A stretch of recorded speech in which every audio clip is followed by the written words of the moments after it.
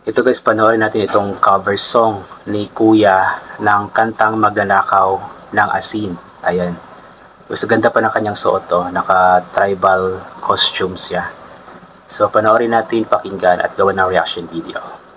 Ayon sa kasulatan, ayon sa mga nakaraan, ayon sa mga nangyayari noon at sa nangyayari ngayon. Ganda ng boses. Tayong mga Pilipino raw ay may ugaling magnanakaw mula pa noong unang panahon hanggang sa kasalukuyan. Ganda ng kanyang version. Ito kaya'y totoo, ito kaya'y nangyayari, ito kaya'y nangyayari noon, nangyayari din kaya ngayon, ito kaya'y dahil na rin sa ating katamaran, hindi tapat sa gawain at sa iba'y nakikinabang. Tingnan mo ang iyong sarili. Ganda ng kanyang version. Meron siyang yung last part ng every lines. Ikaw Sinipan ay isang magnanakaw, ang taong mapagsamantala, hindi nagpapapawis, hindi lumuluha, ginagamit ang galing sa hindi tamang gawa. Galing ni Kuya. Galing ng kanyang version. Ang magnanakaw ay mapagsamantala, magaling magkunwari, madaling makilala, balat kayong ginagamit kahit hindi sa pirata, magnanakaw pa rin ang nakikita sa kanya. Lalaking-lalaki pa yung boses ni Kuya. Then napakaganda ng kantang ito, Magnanakaw. Isa siyang mensahe para sa mga kababayan natin. Nanakaw ng oras, talino at pawis, pati ang galing. Kung minsa'y nanakaw din, ano kaya ang dapat gawin?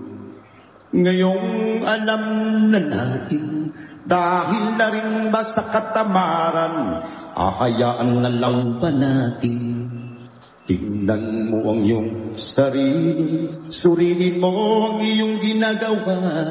Ikaw ba'y isang magnanakaw, ang taong mapagsamantala, hindi nagpapapawis, hindi lumuluha, magnanakaw ng oras, galing at pawis ng iba.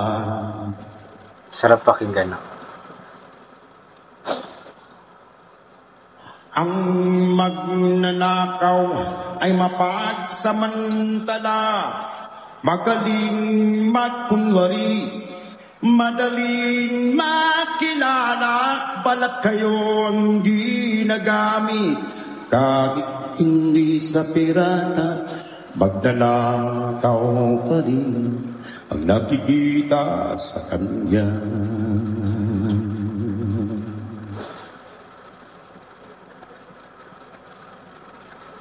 Galing. Galing ng version ni Kuya. May sariling version. Oh, kamao. So yun nga po, inulit ko nga po, napakagaling ni Kuya. May sarili siyang version ng kantang Magnanakaw ng Asin.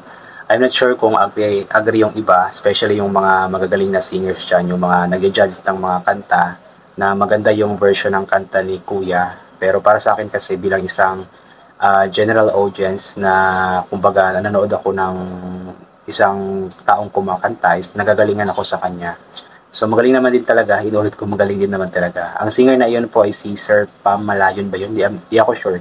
Lagay ko na lang sa screen guys para malaman nyo po at masupport nyo po ang kanyang Facebook page. Marami po siyang mga cover songs doon. Nakakatuwa lang kasi yung mga kinakanta niya is mga mga may mensahe para sa mga kababayan natin, especially itong kantang Magnanakaw. Isa itong napapanahon na mensahe para sa mga kababayan natin, especially sa mga politiko dyan. Isa itong patama sa mga politiko, kumbaga. Itong kantang ito, isa sa pinakasikat na kanta ng bandang asin nung kapanahunan nila. And right now, kahit na wala na po yung banda ngayon, andyan pa rin yung mga taong gumagawa ng cover songs sa mga kantang ito, just like this person. Nakakatawa lang din kasi talagang makabayan si Kuya at suot niya ang kanyang tribal costume. I'm not sure kung ano yung tribo niya or anong tribal community siya na bibilang, pero yun nakakatuwa lang na makakita ng mga taong kumakanta habang suot-suot nila ang kanilang tribal costume. Kaya good job sa iyo Kuya, napakagaling mo. Ipagpatuloy mo lang yan.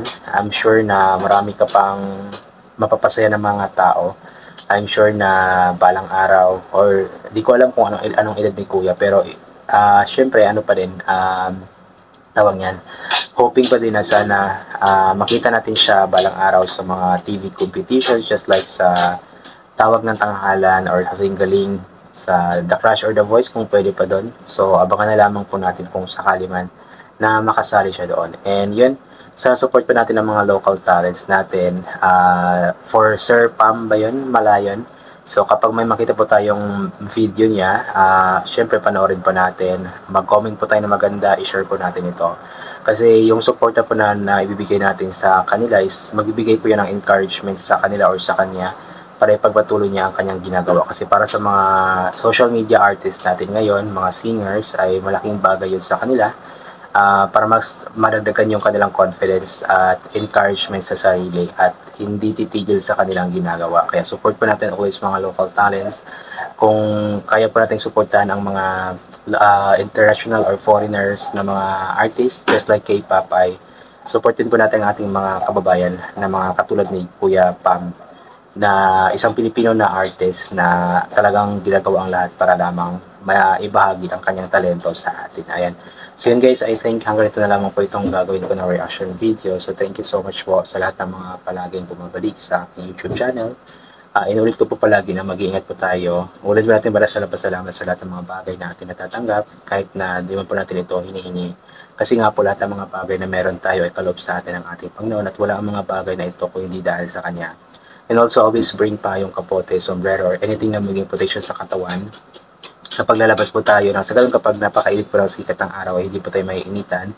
Or kapag bigla namang umuulan or umulan ay meron po tayong payong or kapote or sombrero na pwedeng patakip para hindi po tayo mabasa.